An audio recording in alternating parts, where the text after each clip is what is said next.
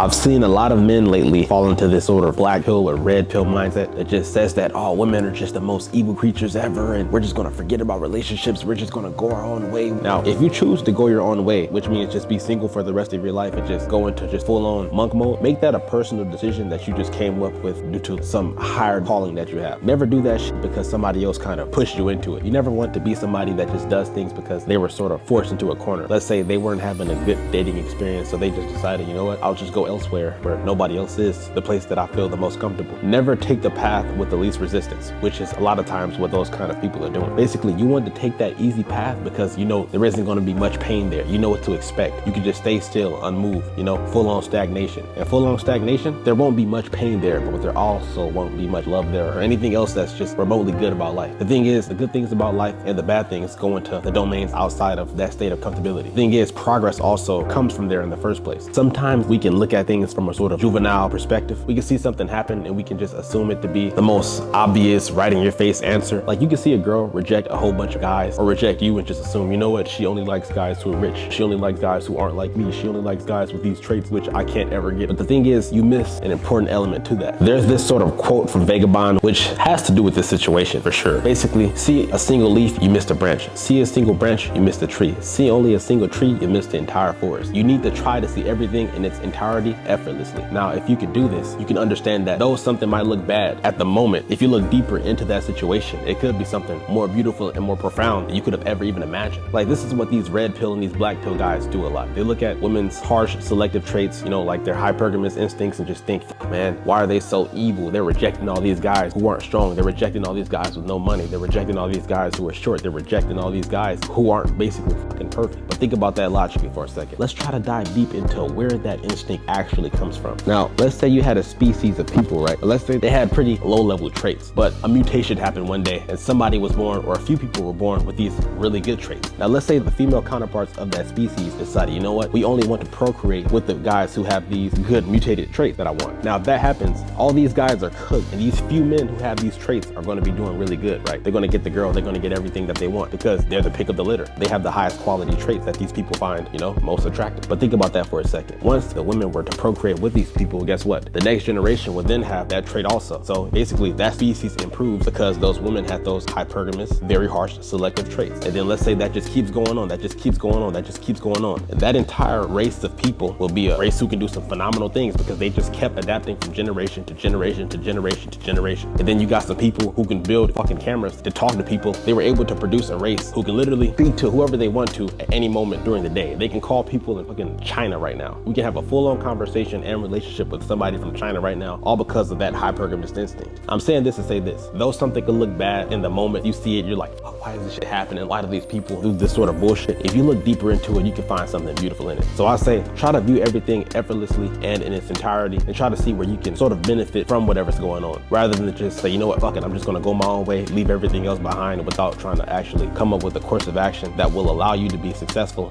in that given scenario. Like running away from things doesn't really help anybody out except you for that instant. But then once you realize later that you ran away from the problems, you realize, damn, what would have happened if I would have overcome that problem? And you see somebody else do it, and then you realize, damn, I could have had that person's life. You begin to become a bitter person, an envious person. People who become bitter, envious, etc. are people who've just given up on the fight. Just think about it. The only people who actually stay there and stop to watch long enough to actually covet somebody else is somebody who isn't focused on their own goal. They aren't focused on their own mission. They aren't doing things that are going to be productive to their own success because they're watching other people do it in the first place. You know, they ran away from the problem. They took the path with the least resistance. You can never take that fucking path. Honestly, truth be told, you really could live the best life possible if you just take the most difficult path that you could possibly take, but make sure that every single step along that path actually has a step that can get you that much closer to, let's say, your dream or your purpose or whatever. Make sure you aren't taking the most difficult path due to you being just incompetent, being a fucking idiot, just deciding to be a degenerate and just do things that are non-conducive to your own success. I say take the difficult path like working harder than anybody else, going to speak to people, going to put yourself in these difficult situations. See, if you put yourself in these difficult situations, you give yourself the possibility to adapt. And if you adapt and overcome a situation, you have now changed changed into an entirely different being. You've now evolved, actually. Like, for anybody who watches like cartoons or anime or plays video games or anything, if you think that leveling up shit is fake,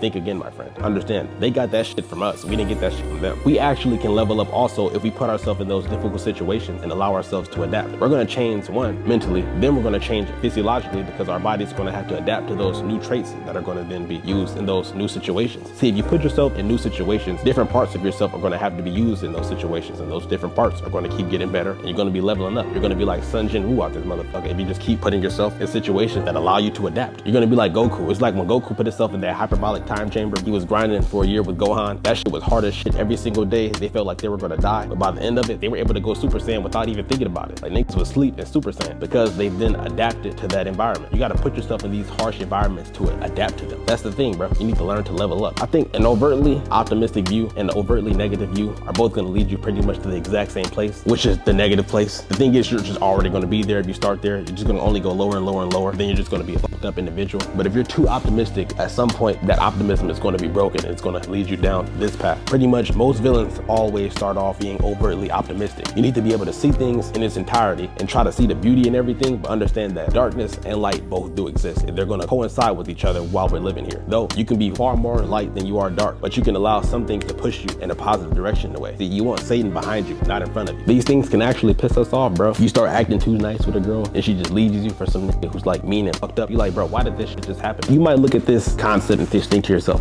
fuck man, this is horrible. Why is this way? But you get a lot of good things from the fact that that's true. If that tendency in women was not real, bro, human beings cannot exist, because we would never have been able to adapt to our environment, because women would have been procreating with anybody and just anybody, and somebody can be born with some fucked up traits, and if you put that into the gene pool, your lineage is going to be filled with a bunch of fucked up people, which is then going to get destroyed by their environment. If they have the tendency to date the strongest and the best versions of men, then the next generation has the chance to be strong enough to survive whatever climate that they're in, or be smart enough to survive the climate that they're in or the environment that they're in. And guess what? They can just keep continuing on, and we're just going to keep getting better and better and better and better and better and better with each generation. Why is that? Because they had the tendency to strive for better. See, that tendency actually helped us get here in the first place. That's why we have iPhones. That's why we have iPads. That's why we have a functioning society with a bunch of people who aren't just hit each other in the head with some fucking sticks and aren't talking like, you know, dumbasses. So we need to see things effortlessly and in their entirety. And if you see things this way, you can then just come up with countermeasures to mitigate how fucked up that tendency is making you feel. You're like, okay, pause. Since they only like this kind of person, why don't I just become better and become my version of that? I can become my own self, but I can still have those fundamental traits which they find attractive, like becoming a strong individual, becoming somebody who's determined. Anybody can become determined. Anybody can become strong. Anybody can honestly have the life that they want. And let's be honest here. Truth be told, you actually can make money even if you're not smart too. You can have like your own little plumbing business. Now, that's hard work. It takes a lot of other traits which are important too. Just it might not take that much intelligence to pull off. And anybody can pull these things off. They just gotta have the will to do it. So anybody can have money. Anybody can be strong. Anybody can be kind. Anybody can be somebody that helps their neighbor out, because those are also really good traits that everybody just universally loves. It doesn't take any amount of money to help somebody out. You can be somebody that's useful. You can be somebody that carries their own weight so they can become strong enough to carry other people's weight. People can call you and understand that if they ask you for something, you can give it to them. See, my boy Shakespeare was spitting when he said this quote, but I'm gonna tell you why it's true after I say the quote. He said, when I gained the confidence, the stage was gone. Basically saying that whenever I needed something, like whenever I needed people in my life, they were never there to help me out. But whenever I didn't need them anymore, they were all showing up at my front door. And I'm like, what the fuck? People don't really like useless things except babies, because they're, you know, they're cute. But once you become old enough, you're no longer just some cute, cuddly little nigga that anybody can just rub on.